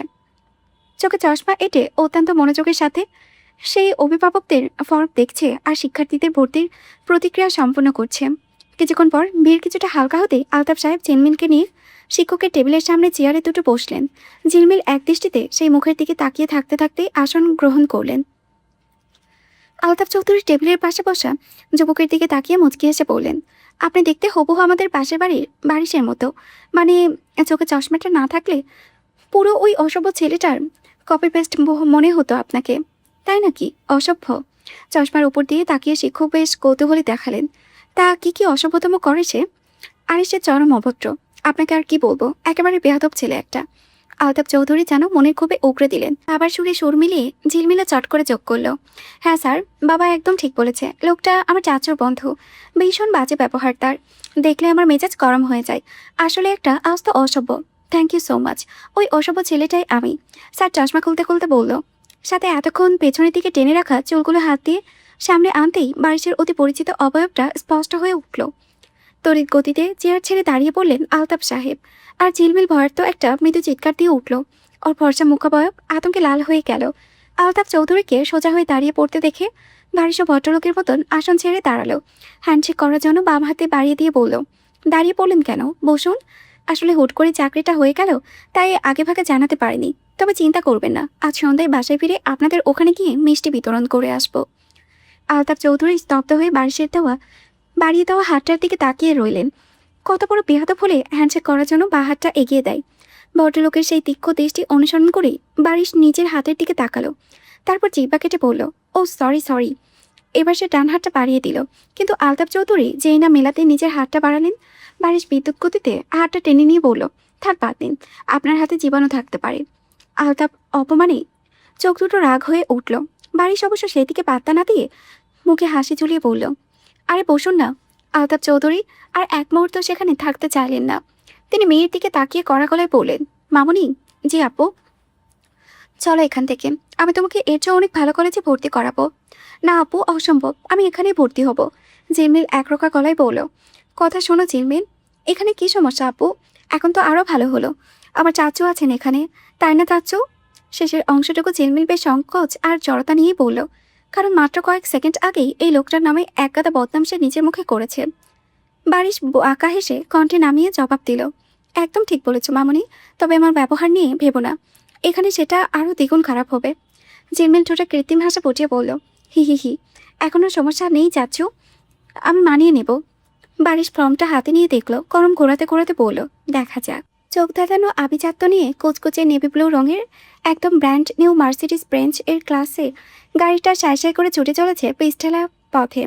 আজ বারিশের শিক্ষকতার প্রথম দিন, মানে আজকে থেকেই সে পুরোদমে ক্লাস নেওয়া শুরু করবে। খুব ভোরে ঘুম থেকে উঠে শোরুম থেকে এই বিলাসবহুল গাড়িটা নিজের নামে করে নিয়ে সোজা কলেজের উদ্দেশ্যে রওনা হয়েছে সে। চুলগুলো কপালের ওপরে একদম এলোমেলোভাবে লেপ্টে রয়েছে তার। পরনে কালো নীল রঙের প্রিমিয়ার শার্টের ওপরে 3টা বোতাম খোলা, যার কারণে গলার সুগঠিতেও বেশি স্পষ্ট। গাড়ির স্পিকারে হাই ভলিউমে বাজছে গাটা অনলি গানটা। সেই হিপহপ বিটের তালে তালে যেন একটা হাত স্টিয়ারিংয়ে হুইল ঘুরিয়ে অত্যন্ত বেপরোয়া গতিতে গাড়ি ড্রাইভ করছে সে, সাথে ডান পাটা এক্সিলেটরে অনবরত চাপ বাড়াতেই চলেছে। হঠাৎ গিটার সফট করে খসখস শব্দ আর টায়ারের ঘর্ষণে রাস্তা যেন কেঁপে উঠল। তীব্র গতিতে একেবারে ছুটে তার গাড়িটা। ফুটপাতে থাকা পথচারীরা রাস্তায় চলন্ত গাড়িটার এই খামখেয়ালি রূপ দেখে আতঙ্কিত চোখে তাকাচ্ছে, মনে হচ্ছে এই বুঝি নিয়ন্ত্রণ হারিয়ে পিষে দেবে কাউকে। কিন্তু বারিশের সেদিকে বড় ক্ষেপ নেই, ওর মুখাবয়বে একদম থমথমে, দুই বুড়োর মাঝে সূক্ষ্ম একটা ভাঁজ। এক হাতে স্টিয়ারিং সামলে অন্য হাতটা উইন্ডো স্টিলের ওপরে অলস ভঙ্গিতে ফেলে রেখেছে সে। কাজের মূল ফটকের কাছাকাছি আসতেই মার্সিডিজের অবাধ্য গতি আচমকা ব্রেক চেপে গাড়ির স্পিড কমিয়ে আনলো সে। নিমিষেই যেন অন্য একটা মানুষ সে, একদম শান্ত ভদ্র আর সুবোধ যুবকের মতো গাড়িটা গেটের ওপরে ঢুকিয়ে পার্কিং জোনে থামলো। গাড়ি পার্ক করে সে ড্যাশবোর্ডের আয়নায় নিজের দিকে তাকালো। আয়নায় তাকিয়ে শার্টের খোলা বোতামগুলো একে একে আটকে নিল। শেষ বোতামটি লাগানোর সাথে সাথেই কাপড়ের আড়ালে ঢাকা পড়ে গেল গলার রূপালি চেইনটা। শার্টের কলারটা সোজা করে প্যান্টের বেল্টটাই টেনে কারো নীল শার্টটা নিখুঁতভাবে ইন করতেই ওই দীর্ঘ ও টান টান শরীরটার ফিটনেস দ্বিগুণ ফুটে উঠল। এরপর হাত দিয়ে এলোমেলো চৌগুলো টেনে সেট করে নেয় একদম পেছনের দিকে। সবশেষে পকেট থেকে একটা সাদা ফ্রেমের চশমা বের করে চোখে পড়তেই পুরো লকটা এক সেকেন্ডে বদলে গেল। একটু আগে সেই বেপরোয়া যুবকটি চোখের পলকে রূপান্তরিত হলো এক গম্ভীর পরিপাটি ব্যক্তিত্বে। সব ঠিকঠাক করে গাড়ি থেকে নেমে লম্বা পদক্ষেপে অফিস রুমের দিকে হাঁটা ধরল সে। কিছু একটা মনে পড়তেই একটু দাঁড়ালো, পকেট থেকে টাই বের করে সেটা বাঁধতে বাঁধতে বাকি পথে গেল। চওড়া কাঁধ, সোজা মেরুদণ্ড আর সামনের দিকে রাখা শান্ত দাঁড়ালো দৃষ্টির মাঝে এমন একটা গাম্ভীর ভাব ছিল যে পুরো পরিবেশটাকে এক লম্বায় স্তব্ধ করে দিতে পারে। এদিকে কলেজের প্রাঙ্গণে তখন রীতিমতো শোরগোল পড়ে গেল। এমন রাজকীয় আর কোটি টাকার গাড়ি থেকে একজন নতুন শিক্ষক নামতে দেখে উপস্থিত শিক্ষার্থীদের চোখ চড়ক গাছ। বিশেষ করে মেয়ে স্টুডেন্টদের দল যেন পলক ফেলতেই ভুলে গেল। বারিশের এই তীক্ষ্ণ চোয়াল, ফর্সা গায়ের রং, চশমার আড়ালে ঢাকা রহস্যময়ী চোখ আর গ্রিক মূর্তির মতো সুঠাম শারীরিক গঠন মুহূর্তের মধ্যেই চারিপাশটাই সৃষ্টি করলো ভিন্ন আলোড়ন। ক্যাম্পাসের সবগুলো মন্ত্রমুগ্ধের মতো এক দৃষ্টিতে তাকিয়ে আছে নতুন স্যারের দিকে। ওই দেখ, ইনি কি নতুন স্যার? হ্যাঁ, কালকে ওনাকে অ্যাডমিশন রুমে দেখেছিলাম, প্রফেসর ফাইজান বারিশ। ও ভাই, কি dashing! Just look at him, পুরো ক্রাশ ম্যাটেরিয়াল। একদম ঠিক বলেছিস, কি হট হেয়ারস্টাইল আর বডি স্ট্রাকচার, দেখ জাস্ট পারফেক্ট। আমি এখন থেকে রোজ কলেজে আসবো। বারিশ এসব ফিসফিসানিকে উপেক্ষা করে সোজা অফিস রুমে গিয়ে ঢুকলো। সেখানে নিজের আসনে বসে বাকি শিক্ষক শিক্ষার্থীদের সাথে সৌজন্যতামূলক কথাবার্তা শেষ করলো। তারপর কিছুটা এগিয়ে গিয়ে প্রিন্সিপাল স্যারের টেবিলের সামনে দাঁড়িয়ে বেশ বিনয়ের সাথে বলল, স্যার, আমি কলেজ সেকশনে একটা ক্লাস রাখতে চাই। প্রিন্সিপাল স্যার একটু অবাক হয়ে তাকালেন। কিন্তু ফাইজান, আপনি তো মূলত ভার্সিটি সেকশনে ইংলিশ ডিপার্টমেন্টের জন্য অ্যাপয়েন্টমেন্টেড। কলেজের সিলেবাস আর ভার্সিটির লেকচারার তো আলাদা। জি স্যার, আমি জানি। বারিশ মুখে হালকা পেশাদার হাসি ফুটিয়ে বলল, তবুও আমি চাচ্ছিলাম কলেজ সেকশনের একাদশ শ্রেণীর নতুন ব্যাচটার ইংরেজি বেসিক ফাউন্ডেশনটা আমি নিজে তৈরি করে দিই। রুটিনে যদি আমার একটা রেগুলার ইংলিশ ক্লাস অ্যাড করা দেওয়া যেত খুব ভালো হতো। প্রথম দিনে ফারজানের এমন আগ্রহ, বিনয়ী আচরণ, তার নিজের সাবজেক্টের প্রতি দায়িত্ববোধ দেখে প্রিন্সিপাল সাহেব মুগ্ধ না হয়ে পারলেন না। সাধারণত তরুণ শিক্ষকেরা জুনিয়র সেকশনে ক্লাস নিতে একটু ইতস্তত করে, কিন্তু তার মতো এমন উচ্চশিক্ষিত এবং যোগ্য যুবক নিজ থেকে কলেজের বাচ্চাদের সে ইংরেজি শেখানোর আগ্রহ দেখাচ্ছে, এটা সত্যিই প্রশংসনীয়। চেয়ারে একটু হেলান দিয়ে মুখে একটু সন্তুষ্টির হাসি ফুটিয়ে তিনি বললেন, বেশ, আপনি যখন নিজ থেকে জুনিয়রদের ইংরেজি শেখানোর দায়িত্ব নিতে চাইছেন, আমার কোনো আপত্তি নেই। আপনার মতো একজন স্কুল টিচার, ইংলিশ টিচার পেলেই নতুন ব্যাচটারই লাভ। আমি রুটিন কমিউনিটিকে বলে দিচ্ছি। বারিশ নম্রভাবে মাথা ঝুঁকিয়ে বলল, thank you so much sir.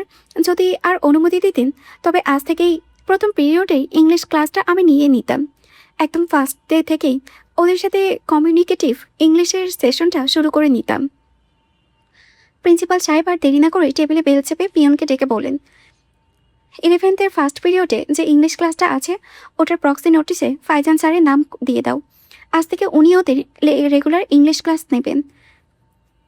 Peon মাথা নেড়ে চলে যেতেই বারিশ প্রিন্সিপাল স্যারকে আরেক দফা ধন্যবাদ জানিয়ে ক্লাসের অ্যাটেন্ডেন্স খাতাটা হাতে নিল। ঘড়ি কাটায় চোখ রেখে সে বুঝতে পারল ঠিক 5 মিনিট পরই বেল পড়বে। হুট করে তার ঠোঁটের কোণে অদ্ভুত একটা হাসি ফুটে উঠল।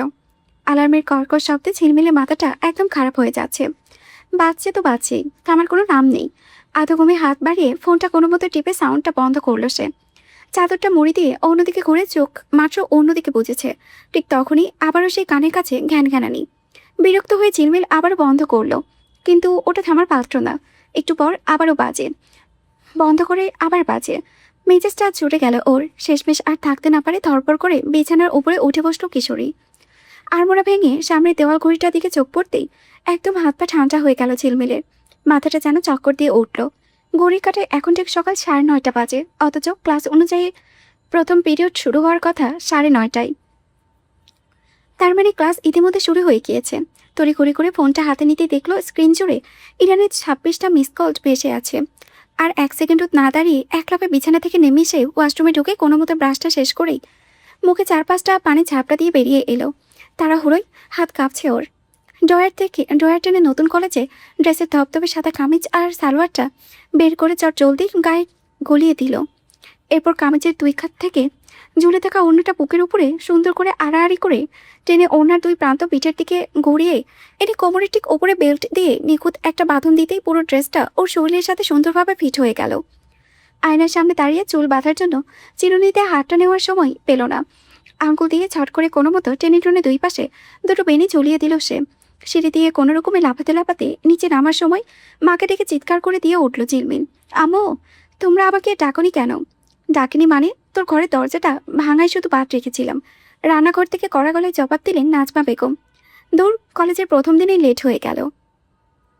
ঝিলমিলের এই এলোমেলো রূপ দেখে নাজমা বেগম চোখ কপালে তুলে বললেন, এমন পাগলের মতো সেজে কেউ কলেজে যায়? চুলগুলো কি ছিঁড়ি করেছিস? চুপ করো তো, একদম সময় নেই। ডাইনিং টেবিল থেকে একটা পাউরুটির স্লাইস মুখে পড়ে দিয়ে সোজা বাহিরে দৌড়ে দিল সে। গ্যারেজ থেকে সাইকেলটা বের করে প্যান্ডেলে এমন চাপ দিল যেন রীতিমতো সাইকেল উড়াচ্ছে সে। ঝড়ে গতিতে সাইকেল ছুটেছে রাস্তা দিয়ে, কিন্তু অতিরিক্ত তাড়াহুড়োর ফলে যা হওয়ার তাই হলো। হঠাৎ রাস্তায় একটা ছোটোখাটো গর্তে চাকা পড়তেই টান সামলাতে না পেরে ছিটকে পড়ে গেল ঝিলমিল। ভাগ্য ভালো যে খুব ব্যথা পায়নি, তবে সাদা সালোয়ার আর কামিজের হাতায় বেশ কিছুটা কাদা ময়লা লেগে গেছে। তবে আজ এসব পাত্তা দেওয়ার সময় নেই তার। চট জলদি উঠে দাঁড়িয়ে জামার বন্ডেটা হাত দিয়ে কোনো মতো ঝেড়ে ফেলেই আবারও সাইকেলে উঠে বসলো। কলেজের গেটে পৌঁছে সাইকেলটা লক করে ব্যাগ কাঁধে নিয়ে এক দৌড়ে নিজের ক্লাসরুমের সামনে এসে দাঁড়ালো সে। হাঁপাচ্ছে রীতিমতো।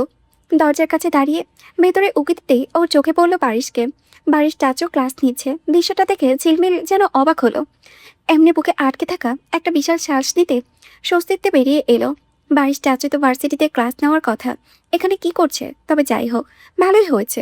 অন্য কোনো বদরাকি স্যার হলে প্রথম দিনেই লেট করার জন্য হয়তো বকুনি খেতে হতো। বারিশ চাচুর ক্লাসে সেই ভয় নেই। দরজার কাছে দাঁড়িয়ে হাঁপাতে হাঁপাতে ঝিলমিল একটু জোরেই বলল, ভেতরে আসি চাচু। ব্যাস, মুহূর্তের মধ্যেই ক্লাসের সব ছাত্রছাত্রীর দৃষ্টি ঘুরে পড়ল দরজায় দাঁড়ানো ঝিলমিলের দিকে। ঝিলমিলের অবস্থা দেখে পেছনে ব্রেঞ্চের মুখ টিপে হাসতে শুরু করে দিল কয়েকজন মেয়ে। কিন্তু সবাই তাকালেও বারিশের কোনো ভ্রুক্ষেপ নেই। সে আগের মতোই বোর্ডে লেখায় ব্যস্ত। ঝিলমিল ভেবে পেল না বারিশ চাচু শুনতে পায়নি নাকি ইচ্ছে করে ইগনোর করেছে।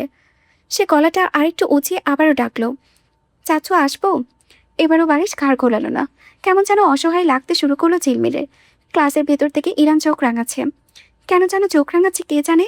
ঝিলমিল একটু ঢোক গিলে বারিশের দিকে তাকিয়ে এবার অন্যভাবে ডাকলো, স্যার আসতে পারি? এবার করে তাকালো বারিশ। হাতের মার্কার পেনটা ডেস্কে রেখে শান্ত দৃষ্টিতে পা থেকে মাথা পর্যন্ত জরিপ করলো সপ্তদর্শীকে।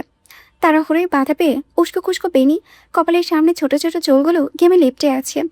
সাদা ড্রেসটার হাতায় আর সালোয়ারে কাতার দাগ, সব মিলিয়ে একদম বিধ্বস্ত একটা অবস্থা। বারিশ ধীর পায়ে ওর দিকে এগিয়ে আসে। তার গম্ভীর মুখ দেখে ঝিলমিল নার্ভাসনেস কাটাতে জোরপূর্বক হাসার চেষ্টা করে। কিছু বলার জন্য মুখ ঘুরতে বারিশের বরফ শীতল কণ্ঠ ভেসে এলো, তুমি কি বাসা থেকে এসেছো নাকি ইঁদুরের গর্ত থেকে উঠে এসেছো? কথাটা শোনার পরই ক্লাসের সবারই আর হাসি চেপে রাখতে পারলো না। হো হো করে হেসে উঠলো একসঙ্গে। ঝিলমিল চরম অস্বস্তিতে ক্লাসের সবার দিকে তাকাই।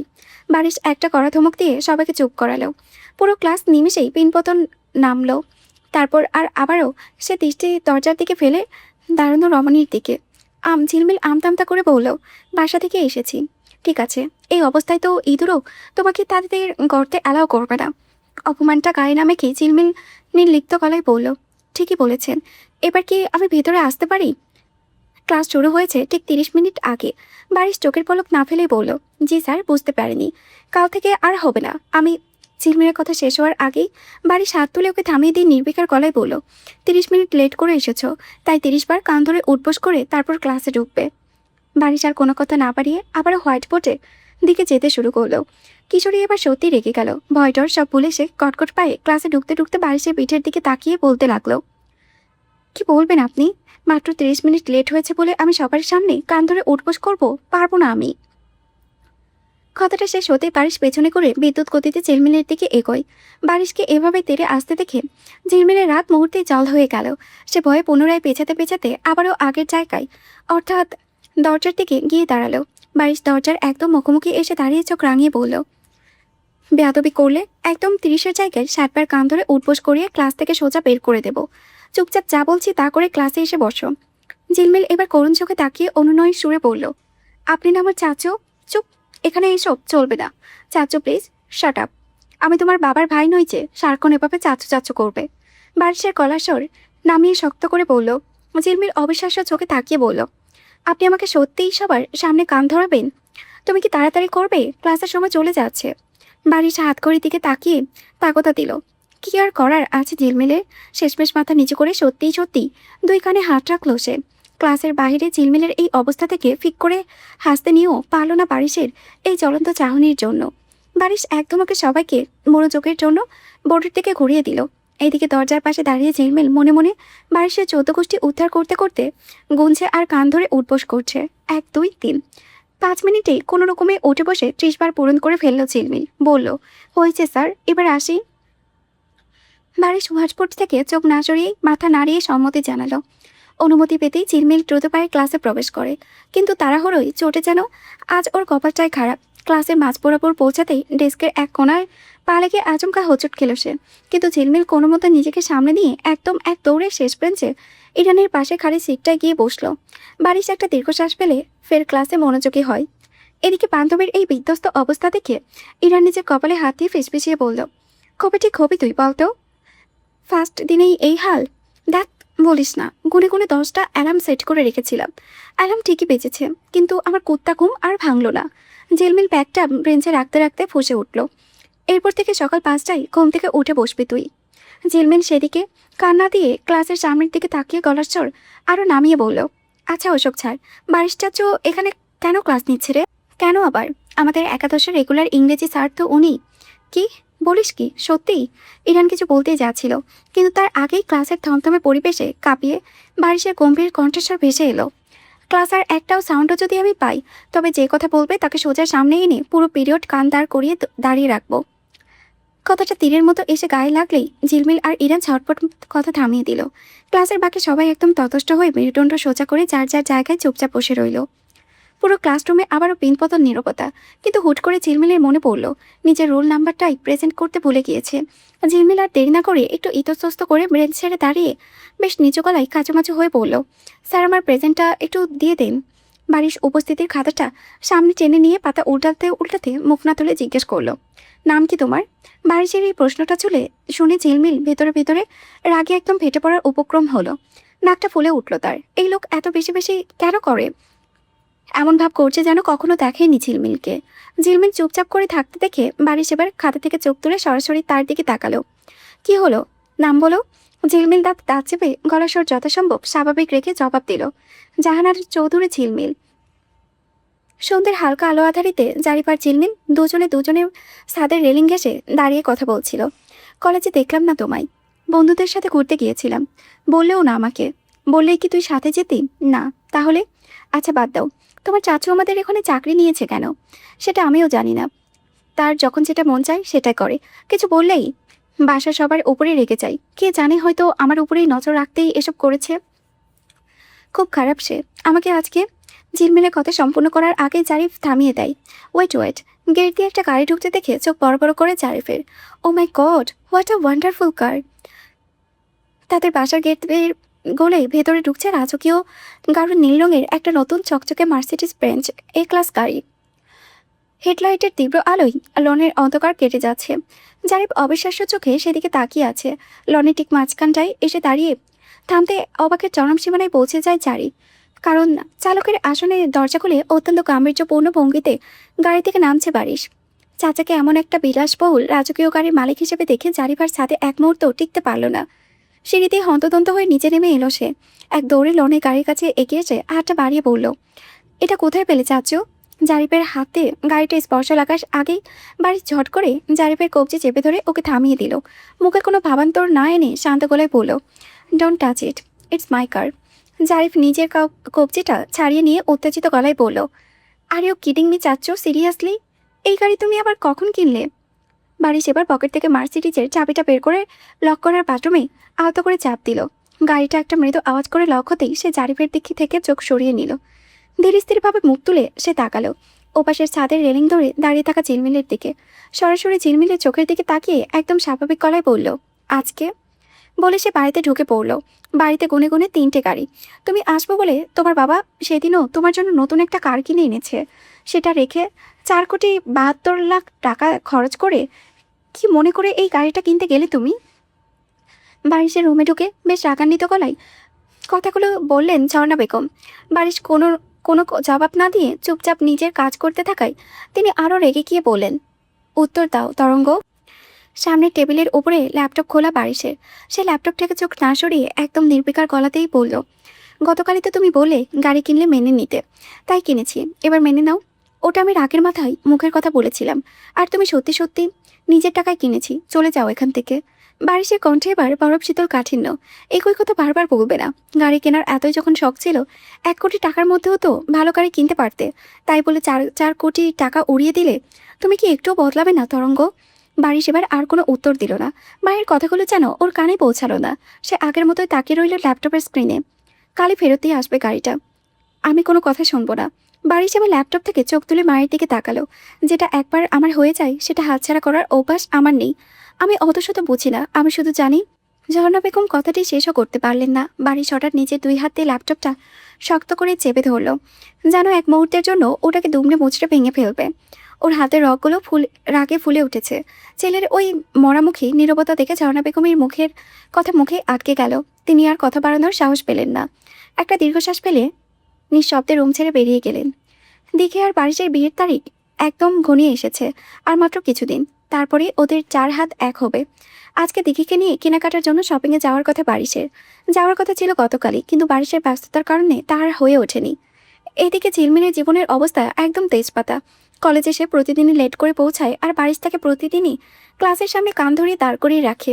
নিয়মিত এই অপমান সহ্য করতে করতে ঝিলমিলের চামড়াও এখন গন্ডারের মতো শক্ত হয়ে গেছে। বারিশের কড়া কড়া কথা এখন আর ওর গায়ে লাগে না। ক্লাসের অনেকেই এখন ঝিলমিল আর ইরানের ভালো বন্ধু হয়ে গেছে। ঝিলমিলের চুল বেঁধে দিচ্ছেন নূরজাহান বেগম। একদম মাথার তালুতে ফ্রেঞ্চ পিনি করে তুলে দিয়েছেন তিনি। ঝিলমিলের মনটা ছটফট করেছে। সে অস্থির হয়ে বলল, দাদিমা, এখনো হয়নি, পুপি তো আমাকে রেখে চলেই যাবে। যাবে না রে বোন, যাবে না, এই তো হয়ে গেছে, আর একটুখানি বাকি আছে। নূরজাহান বেগম পরম মায়ায় নাতনির চুলে উলটপালট করতে করতে বললেন। দিকে পুরোপুরি তৈরি হয়ে নিচে নেমে এসে ঝিলমিলকে তাগদা দিয়ে বলল, হয়েছে তোর, কতক্ষণ ধরে দাঁড়িয়ে আছি। ঝিলমিল এবার ছটপট করে বলে উঠল, দাদিমা ছাড়ো এবার। নূরজাহান চৌধুরী আলতো করে হাতটা টান দিয়ে চুলগুলো ছেড়ে দিলেন, বললেন, শেষ, দেখি তো কেমন লাগছে আমার সোনাটাকে। ঝিলমিল ঝটপট আয়নায় নিজের মুখটা একবার দেখে নিয়ে পেছন ঘুরল। দাদিমার দিকে তাকিয়ে মিষ্টি করে হেসে বলল, ফিরে আসার পর মন ভরে দেখিও দাদিমা, এখন যাই আমি। বলে সে দিকের হাত ধরে কোনো রকমে টেনে বাইরে বেরিয়ে গেল। দিকে আজ আর কালো রঙের ঢিলেঢোলা প্যান্টের সাথে মানানসই লেডিস শর্ট পরেছে, আর ঝিলমিল পরেছে একদম সাধারণ একটা সুতির কুর্তি সাথে জিন্স প্যান্ট। বাইরে লোনের বারিশ গাড়ি দিয়ে অপেক্ষা করেছিল। দিকে গিয়ে বারিশের পাশে সামনের সিটে বসলো, আর ঝিলমিল গিয়ে বসলো পেছনের সিটে। গাড়ি স্টার্ট দেওয়ায় আগে বারিশ আয়নায় ঘাড় করে পেছনের সিটের দিকে তাকায়, তারপর ফের দিকের দিকে ঘিরে গম্ভীর গলায় জিজ্ঞেস করলো, ও কোথায় যাচ্ছে। দিকে সহজাতভাবেই বলল, কেন, আমাদের সাথে শপিংয়ে যাচ্ছে। কিন্তু কেন? বারিশের কণ্ঠ স্পষ্ট কঠিন। ঝিলমিল পেছনের সিট থেকে সামনের দিকে ঝুঁকে এসে চওড়া একটা হাসি দিয়ে বলল, জ্বালাতে যাচ্ছি আপনাদের। কেন ফুপা, কোনো সমস্যা? বারিশ পেছন থেকে ঝিলমিলের দিকে এমনভাবে তাকালো যেন পারলে এখনই গাড়ি থেকে ওকে নামিয়ে দেয়। সে দাঁত চেপে বলল, না। তাহলে আর দেরি না করে গাড়ি স্টার্ট করুন, বেশ হুকুম দেওয়ার ভঙ্গিতে বলল কিশোরী। এদিকে ঝিলমিলের মুখে ফুপা ডাক শুনে দিকে চোখ পাকিয়ে ওর দিকে তাকালো। এখনো বিয়েই হলো না, আর এর মধ্যেই ফুপা টাকা শুরু। তবে ঝিলমিল সেসবে চোখের ইশারাকে পাত্তা না দিয়ে দিকের দিকে ফিরিয়ে বলল, ফুপি শোনো, বল, কি বলবি? বিয়ের পর তোমার ওই হাজব্যান্ডকে বলবে মানুষের সাথে ব্যবহারটা যেন একটু ভালো করে। দিকে ফিসফিস করে ধমক দিয়ে বলল, তুই কি একটু চুপ থাকবে ঝিলমিল? থাকবো, তবে একটা শর্ত। কি শর্ত? শপিংয়ে গিয়ে তুমি নিজের জন্য যা যা কিনবে আমাকেও ঠিক সেই জিনিসগুলো কিনে দিতে হবে। আচ্ছা বাবা, আচ্ছা, সব কিনে দেবো তোকে, তুই দয়া করে এখন একটু চুপ থাক। ওকে, ডান। ঝিলমিল মুখে আঙুল চুপ করে থাকার ভঙ্গি করলো। গাড়ি চালাতে চালাতে লুকিং মিররে বারবার পেছনের সিটে বসা ঝিলমিলকে দেখছিল, আর ভেতরে ভেতরে রাগ সামলাতে দাঁত কি কামড়াচ্ছিল। শপিং মলে পৌঁছানো মাত্রই বারিশকে পেছনে ঠেলে দিঘিকে নিয়ে আগে ছুটলো ঝিলমিল। সে যতগুলো দোকানে ঢুকেছে সবগুলোতে একদম হুলস্থুল বাঁধিয়ে দিচ্ছে, কাপড় চোপড় টেনে টুনে সেলসম্যানদের অস্থির করে তুলেছে। বারিশ তার জীবনে কোনোদিনও মেয়েদের সাথে কেনাকাটা করতে আসেনি। আজকে এসেছে যে জীবনের সবচেয়ে বড় ভুল করেছে, তার প্রতিটা মুহূর্তে হাড়ে হাড়ে টের পাচ্ছে। বারিশের কেনাকাটায় কোনো আগ্রহ নেই, দিঘির তো আরও ইচ্ছে নেই। তার মনের ভেতরে চোখের সামনে বারবার শুধু তাহসিনের মুখটা ভেসে উঠেছে। তবুও সে এই ছটপটে ঝিলমিলটার জোড়াচড়িতে ওর পছন্দ মতোই দিঘিকে একে একে সব কিছু কিনে নিল। বিয়ের কেনাকাটা তো আরও দুই একটা নয়, প্রচুর জিনিসপত্র। দেখতে দেখতে 3:30 গড়িয়ে সন্ধ্যা নেমে এলো। কেনাকাটা প্রায় শেষ করে দেখি একটু ওয়াশরুমের দিকে গেল। শপিং মলের একটা নিরিবিলি করিডোরে বারিশ আর ঝিলমিল পাশাপাশি দাঁড়িয়ে আছে। বারিশের দুহাত ভর্তি দামি দামি ব্র্যান্ডের শপিং ব্যাগ। ঝিলমিল হঠাৎ বারিশের হাতে একটা বিশেষ ব্যাগ ধরিয়ে তাকে চঞ্চল গলায় বলে উঠল, আপনার বিয়ের শেরওয়ানিটা কিন্তু অনেক সুন্দর হয়েছে পোপা, ওটা আমি পছন্দ করে দিয়েছি। দেখবেন বিয়ের দিন আপনাকে অনেক সুন্দর লাগবে। ঝিলমিলের কথা শেষ হওয়া মাত্রই বারিশ আর নিজেকে সামলাতে না পেরে শপিং ব্যাগ সমেত ঝিলমিলের বিদ্যুৎ গতিতে এক পায়ে এগিয়ে এসে নিজের শরীর দ্বারা ঝিলমিলকে দেওয়ালের সাথে চেপে ধরল। চোখ দুটো রাগে রক্তিম হয়ে গেল। সে ঝিলমিলের একদম মুখের কাছে নিজের মুখ এনে ফিসফিসে বলল, কিসের পোপা, হ্যাঁ, বিয়ে হয়েছে আমাদের এখনো? শোনো, যাওয়ার পথে যদি আর একটা শব্দ তোমার মুখে থেকে বের হয়েছে তবে দোকান থেকে সুপার গ্লু কিনে তোমার ঠোঁটে লাগিয়ে দেবো। বলো, আরও কথা বলবে? বারিশের আচমকা আক্রমণে আর বাঘের মতো চাহনি দেখে ঝিলমিলের বুকের ভেতরটা ধক করে ওঠে। সে ভয়ে চোখ বড় বড় করে দুপাশে জোরে জোরে মাথা নাড়ল। না, সে আর একটা কথাও বলবে না। বারিশে দেওয়া হুমকির পর ঝিলমিল মুখে কুলুপ আঁকলো ঠিকই, কিন্তু নিজের স্বভাব আর পুরোপুরি বদলে ফেলা যায় না। বারিশকে গাড়িকে বানিয়ে দিল সে চলন্ত রেস্তোরাঁ। দিকে ফিরে আসতেই ঝিলমিল চুপচাপ গিয়ে পেছনের সিটে বসে। তবে মুখ বন্ধ রাখলেও পেটের ক্ষুধা তো আর বন্ধ রাখা যায় না। এই বারিশ স্যার 3:30 এক বোতল পানিও খাওয়ায়নি ওদের। শপিংয়ের ভেতরে অত ছোটাছুটি করার পরেও ঝিলমিলের বেশ ভালো রকম খিদে পেয়েছে। গাড়ি কিছু দূর এগোতেই রাস্তার পাশে একটা ফুডকোর্ট দেখে ঝিলমিল আর লোভ সামলাতে পারল না। সে দিঘির পেটে আলতো করে টোকা দিয়ে ইশারা করে ফুডকোর্টের দিকে। মুখে কিছু বলল না, শুধু 2 ঠোঁট চেপে ধরে পেটে হাত দিয়ে ক্ষুধার্ত একটা মুখভঙ্গি করলো। দিকে ওর ইশারা বুঝতে পেরে বারিশের দিকে তাকিয়ে বলল, বারিশ, গাড়িটা একটু থামা তো। ঝিলমিলের বোধহয় খিদে পেয়েছে, কিছু একটা কিনবে। বারিশ লুকিং মিররে সপ্তদশীর দিকে তাকাতেই দেখলো সে একদম নিরীহ মুখে বসে আছে। সে নিঃশব্দে গাড়িটা চাপলো রাস্তার পাশে। ঝিলমিল ঝটপট গাড়ি থেকে নেমে ফুচকার আইসক্রিম কিনে বেশ খুশি মনে গাড়িতে ফিরে এলো। গাড়ির ভিতরে বসে সে আয়েশ করে ফুচকা খাওয়া শুরু করে। দামি লেটার সিটের ওপরে টকের পানি গড়িয়ে পড়ে সেদিকে মেয়েটার কোনো ভ্রুক্ষেপ নেই। গাড়ি আবারও নিজের গন্তব্য চলছে। ফুচকা শেষ হতে না হতেই ঝিলমিলের নজর পড়ে রাস্তার উপরে একটা কফি শপের দিকে। পুনরায় ঝিলমিল খামচে ধরল দিকের হাত। এবারও মুখে রা নেই কোনো, শুধু জানালার বাইরে কফি শপের সাইনবোর্ডের দিকে করুণ চোখে তাকিয়ে রইল। দিকে আবারও বলল, বারিশ গাড়িটা আরেকবার থামা, ও একটু কফি খাবে। দাঁতে দাঁত চেপে গাড়ি সাইড করে রাখে বারিশ। ঝিলমিল এবার গাড়ি থেকে নেমে একটা বড় মগে কোল্ড কফি আর সাথে দুটো চিজ বার্গার নিয়ে গাড়িতে উঠল। বার্গারের চিজ আর সস তার আঙ্গুলে বেয়ে মার্সিডিজের সিটের ওপরে পড়েছে। এবারও কোনো দিকে না তাকিয়ে খেতে লাগলো মেয়েটা। বারিশ তখন আয়নায় ওর দিকে এমনভাবে তাকালো যেন পারলে এখনই ওকে গাড়ি থেকে ছুঁড়ে ফেলে দেবে। গাড়ি আবারও স্টার্ট করেছে বারিশ। এবার অন্তত সোজা বাড়ির পেছনে যাবে, কিন্তু ও বারিশের সেই স্বস্তি টিকলো না বেশিক্ষণ। গাড়ি যখন তাদের এলাকার কাছাকাছি চলে এসেছে, ঠিক তখনই ঝিলমিলের চোখে আটকালো রাস্তার ধারের একটা চটপটি দোকানের দিকে। ওর মনটা কেমন যেন চটপটির জন্য আনছান করে উঠল। সে একটা পার্সেল করে নিয়ে যাবে, ঘুমানোর আগে খেয়ে ঘুমোবে। ঝিলমিল এবার দিকের কাঁধে বরাবর মৃদু ধাক্কা দিয়ে জানালার বাইরে চটপটি দোকানটার দিকে একদৃষ্টিতে তাকিয়ে রইল। মুখে কোনো কথা বলে না, শুধু চোখে দিয়ে দুটো আকুল আর মিনতি ফুটে তুলে বলল সে। দিকে পেছনের দিকে ঘুরে শ্মশানের মতো করে তাকালো। ঝিলমিল ইশারায় বোঝালো এবারই শেষ। তপ্ত শ্বাস ফেলে দেখি বারিশের দিকে ফিরে নরম গলায় বলল, বারিশ আর একটাবার গাড়িটা একটু সাইড কর। ও চটপটি নেবে। স্টিয়ারিংয়ে তোরা হাত দুটো শক্ত করে হয়ে গেল বারিশের।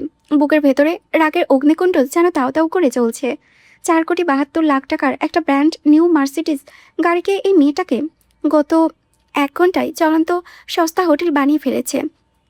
লুকিং মিররে সে ঝিলমিলের দিকে এমন একটা জোড়া অগ্নিদৃষ্টি ছুড়ল যেন সেই চোখ দিয়ে মানুষ পুড়িয়ে ছাই করে দেওয়া সম্ভব।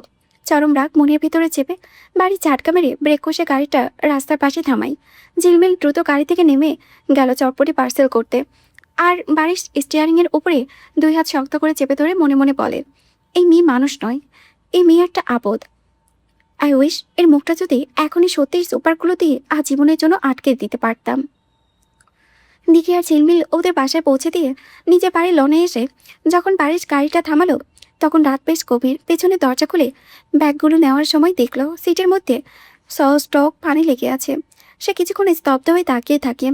কয়েক সেকেন্ডও ওভাবে দাঁড়িয়ে থাকার পর বারিশ একটা ভারী শ্বাস টানে। তারপর ড্যাশবোর্ড থেকে টিস্যু বক্সটা নিয়ে এনে কয়েকটা টিস্যু ছিঁড়ে বের করে অত্যন্ত ধীরস্থিরভাবে সেটা সিটের উপরে পড়ে একে একে সস আর টক পানির দাগগুলো ঘষে ঘষে মুছে ফেললো।